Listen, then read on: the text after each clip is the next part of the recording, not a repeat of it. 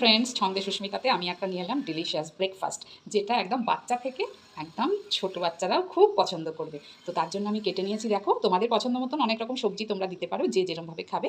আমি দিয়েছি গাজর, ক্যাপসিকাম, বিনস আর একটু ক্যাবেজ, আর দিয়েছি টমেটো কুচি। তো আর তার জন্য এখানে লাগবে পেঁয়াজ কুচি। আর এটা নিয়েছি আমি ছানা, বাড়িতে কাটিয়ে নিলাম। তোমরা পনিরও ব্যবহার করতে পারো, খুব ছোট্ট ছোট্ট করে কেটে নেবে। তো আমার কাছে ছিল না বলে আমি বাড়িতে ছানা কাটিয়ে ছানাটা আমি চেপে জল ছড়িয়ে রেখে দিয়েছি। এইটাকেই আমি ক্রাস্ট করে করে দিয়ে দেবো যখন বানাবো। আর মেন ইনগ্রেডিয়েন্টস যেটা, সেটা হলো এই যে সুজি এবং দই। এটা আমি মিশিয়ে 10 মিনিট একদম স্ট্যান্ডিং টাইমে রেখে দিয়েছি। তো এইবার চলো আর কী কী লাগছে দেখিয়ে দিই। লাগছে তোমার চাট মশলা আর চিলি ফ্লেক্স, আর রয়েছে অরিগ্যানো, আর বাড়িতে তোমার জিরে ভাজা, আমরা করেই থাকি বাড়িতে জিরে লঙ্কার ভাজা। তো লঙ্কা না হলেও চলবে, শুধু জিরে ভাজা থাকলে জিরে ভাজা দেবে।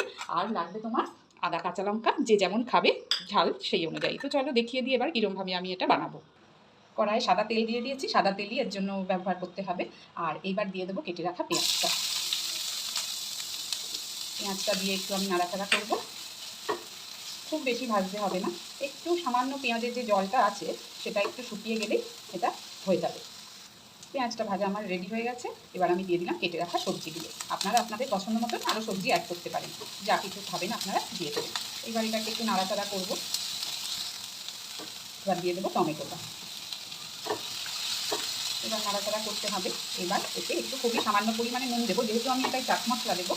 তো সেহেতু চাট মশলায় নুন থাকে, তাই আমি খুব অল্প করেই নুনটা দেবো। এই সবজিগুলো একটু যাতে সেদ্ধ বা সেদ্ধ হয়ে যায়, এই জন্য আমি নুনটা খুব কম পরিমাণে দেবো। এইটুকুই আমি নুন দিলাম। এটা তো পুর হিসেবে ব্যবহার করবো, কাজেই বেশি নুন দিলে মানে এটা খাওয়া যাবে না, নুন বেশি হয়ে যাবে। এবার দিয়ে দিলাম একটু আদা কুচি দিয়ে দিলাম। আর এবার দেবো কাঁচা লঙ্কা কুচি। কাঁচা লঙ্কা কুচিটা আপনারা যেরকম ঝাল খান সেই অনুযায়ী দেবেন। আমি একটু বেশি পরিমাণেই দিলাম, কেননা একটু ঝাল নুনটা এটাই সবাই পছন্দ করে, তাই জন্য দিলাম। মানে আমার বাড়িতে পছন্দ করে, তাই আমি সেই হিসেবেই দিলাম জিনিসটা।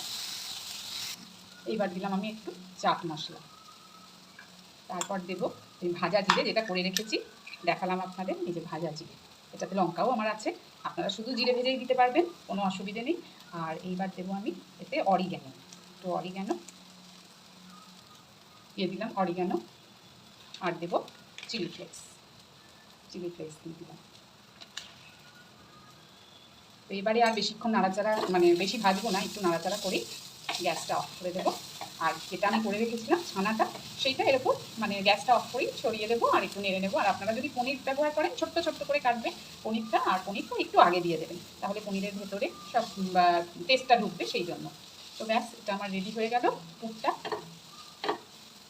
একদম রেডি হয়ে গেছে। এবার আমি ছানা টাইপে দিয়ে দেবো। ছানাটা আর বেশি আমি গুঁড়ো করলাম না, কেননা পনির দিলে তো আমাকে কিউব করে দিতে হতো, তাই এটা মেশানোর জন্য যেটুকু দরকার সেটুকু আমি সেইভাবেই খালি ক্রাস্ট করব। ছানাটা একটু, যদি আপনারা ছানা দেন তাহলে ছানার জলটা খুব ভালো করে ছড়িয়ে এরকম আমার মতন কোনো একটা বাটিতে নিয়ে খুব চেপে চেপে রেখে দেবেন, যাতে একটুও জল না থাকে। জল থাকলে ছানাটা গুঁড়ো গুঁড়ো হয়ে যাবে, সেই জন্য। ব্যাস, এটা এবার গ্যাসের ফ্লেমটা একদম অফ করলাম, আর খুব মিডিয়াম টু লো আছে এটা আপনাকে বানাতে হবে। ব্যাস, রেডি হয়ে গেল পুর। সুজিটা আমার এইরকম দই দিয়ে মেখে রাখা সুজিটা এইভাবে এইরকমভাবে করে নিতে হবে।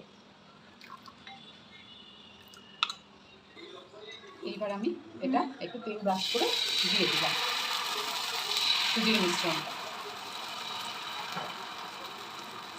কতটা পারবেন ছড়িয়ে গোল করে দেবেন।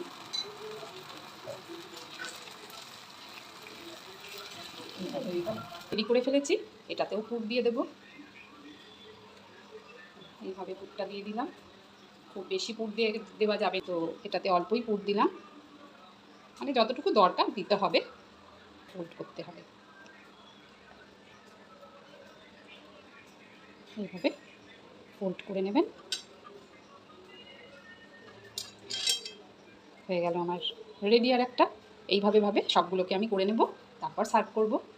রেডি হয়ে গেছে আমার ব্রেকফাস্ট, একদম ব্রেকফাস্ট টেবিলে চলে যাচ্ছি। আর আপনারা এটা সসের সাথেও পরিবেশন করতে পারেন, আর বাচ্চাদের টিফিন দিন, খুব মানে আনন্দ করে খেয়ে নেবে। আর আপনারাও বাড়ির সকলে বসে খান, আনন্দ করে জমিয়ে আড্ডা দিতে দিতে দারুণ জমে যাবে জলখাবার। খেয়ে অবশ্যই জানাবেন। আর যদি রেসিপিটা পছন্দ হয়, তাহলে ছন্দে সুস্মিতাকে লাইক কমেন্ট শেয়ার করতে একদম ভুলবেন না। অবশ্যই সাবস্ক্রাইব করতে হবে, তাহলে আপনারা সাবস্ক্রাইব করলে আমার নিত্য নতুন সমস্ত রান্না আপনারা দেখতে পাবেন। নানা রকম জলখাবার এবং দুপুরের ভোজন, আর কি যা কিছুই আমি করি আপনাদের কাছে, সেটাকে আমি প্রেজেন্ট প্রেজেন্ট করবার চেষ্টা করি। ভালো লাগলে অবশ্যই লাইক কমেন্ট শেয়ার করবেন। আর এতক্ষণ ধরে ধৈর্য ধরে দেখার জন্য সকলকে মেনি মেনি থ্যাঙ্কস। টাটা।